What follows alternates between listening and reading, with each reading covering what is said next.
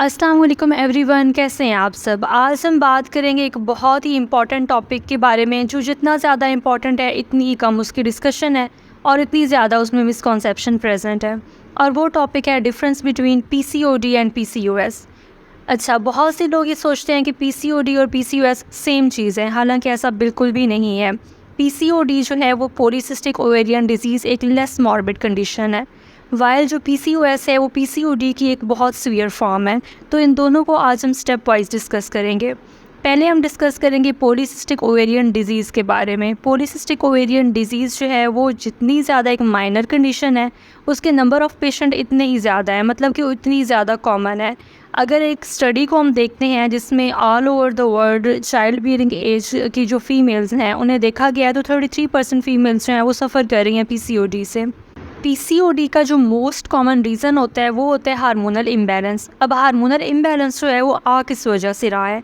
एक तो लाइफस्टाइल ऐसी है फ़ीमेल की, दूसरा बहुत ज़्यादा ओबीस है, और तीसरा उसे कोई स्ट्रेस जो है वो फेस कर रही है जिसकी वजह से उसके अंदर हार्मोनल इम्बैलेंस चल रहा है, मतलब कि एलएच और एफएसएच का रेशो जो है वो डिस्टर्ब हुआ है। और पीसीओडी के पेशेंट के अंदर जो है वो इंसुलिन रेजिस्टेंस बहुत ज़्यादा प्रेजेंट होती है और साथ उनकी बॉडी में इन्फ्लेमेशन हुई होती है। अब अगर इनके रिप्रोडक्टिव सिस्टम जो है उसकी बात की जाए तो इनके अंदर जो है फोलिकल्स बन रहे होते हैं, लेकिन फोलिकल्स या तो इमेच्योर होते हैं या पार्शली मेच्योर फोलिकल्स हैं, बट फोलिकल्स खुद से बन रहे होते हैं।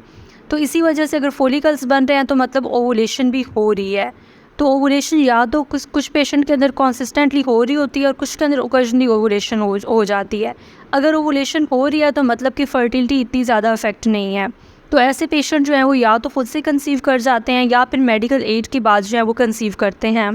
अब अगर पीसीओडी के पेशेंट का हम अल्ट्रासाउंड करवाते हैं तो अल्ट्रासाउंड पे जो होती हैं वो माइनर सी फाइंडिंग्स आएंगी, मतलब कि सिस्ट प्रेजेंट तो होंगी लेकिन सिस्ट का साइज़ बहुत छोटा सा होगा, बहुत माइनर सा होगा, या फिर सिस्ट का नंबर जो है वो कम होगा, मतलब कि 3 से 4 सिस्ट प्रेजेंट हो सकती हैं या किसी के अंदर 6-7 भी सिस्ट हो सकती हैं।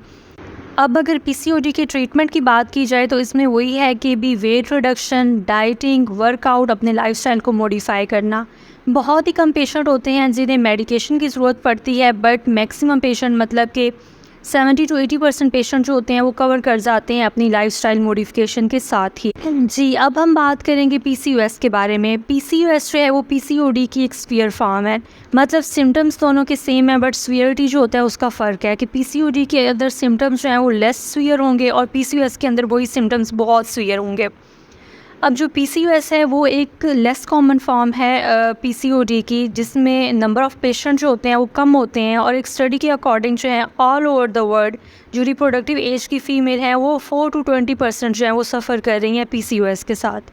अब पीसीओएस जो है वो एक एंडोक्राइन डिसऑर्डर होता है जिसका रीजंस वही genetics, lifestyle and extreme obesity होता है।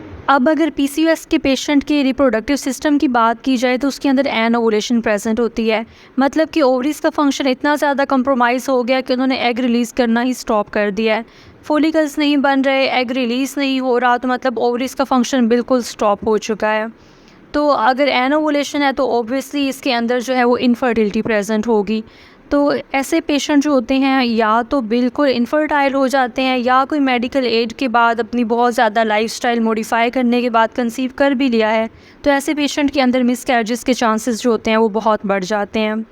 अब अगर अल्ट्रासाउंड करवाया जाए पीसीओएस के पेशेंट का तो उसके अंदर नंबर ऑफ़ सिस्ट जो होती हैं वो बहुत ज़्यादा होती हैं। सिस्ट का साइज़ भी बहुत बड़ा होता है, सिस्ट का जो नंबर होता है वो भी कम से कम 10 से ज़्यादा होता है। तो ये कंडीशन जो है एक रिवर्सिबल कंडीशन नहीं है, मतलब कि ये एक इरिवर्सिबल कंडीशन है।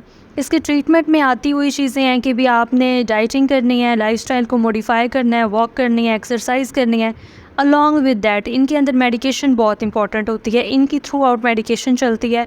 वो डिपेंड करता है कि आपको कौन से इश्यूज़ आप फेस कर रहे हैं, अकॉर्डिंग टू दैट जो है इनके अंदर मेडिकेशन बहुत ज़्यादा इंपॉर्टेंट होती है।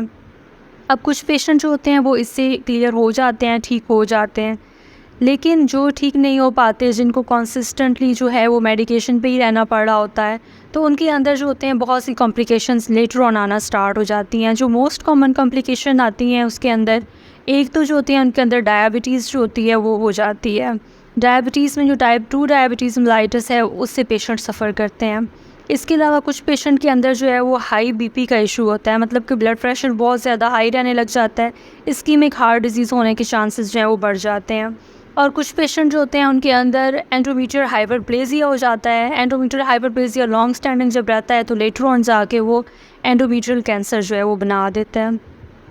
अब आज वीडियो बनाने का मेरा मकसद ये था कि जो लोग मिसकॉन्सेप्शन के साथ पीसीओडी और पीसीओएस को सेम समझ के जस्ट एक ही लाइन पे चल रहे हैं, तो उन्हें थोड़ा क्लियर हो जाए कि वो देख सकें कि वो सफ़र पीसीओडी से कर रहे हैं या पीसीओएस से कर रहे हैं। पीसीओडी जो है वो बहुत इजीली ठीक हो सकती है, लेकिन पीसीओएस के लिए आपको बहुत वर्क करना पड़ता है, साथ आपको प्रॉपर मेडिकेशन लेनी पड़ती हैं। तो अगर कोई भी पीसीओएस से सफ़र कर रहा है तो फ़ौरन से अपने डॉक्टर से कंसल्ट करे और अपना जो है वो लाइफस्टाइल मॉडिफाई करे, अलॉन्ग विद दैट अपनी प्रॉपर मेडिकेशन लेना शुरू कर दे, ताकि लेटर ऑन जाके उनकी जो कॉम्प्लिकेशंस हैं, जो उनकी इश्यूज़ हैं वो और ज़्यादा ना बढ़ें। होप सो आपको वीडियो अच्छी लगी होगी। कोशिश यही होती है कि एक अच्छा टॉपिक जो है वो लाया जाए आपके लिए। तो अगर आपको वीडियो अच्छी लगी है तो चैनल को सब्सक्राइब कर दें, वीडियो को लाइक कर दें। Thank you so much. अल्लाह हाफिज़।